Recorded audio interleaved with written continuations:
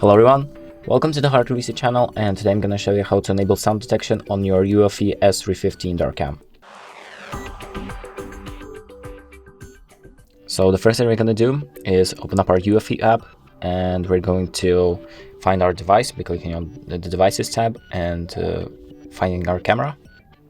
And then what we're going to do is click on the three dots and the gear icon.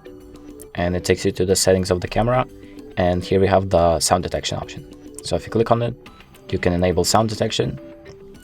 And basically what it does, it's like it looks for sounds.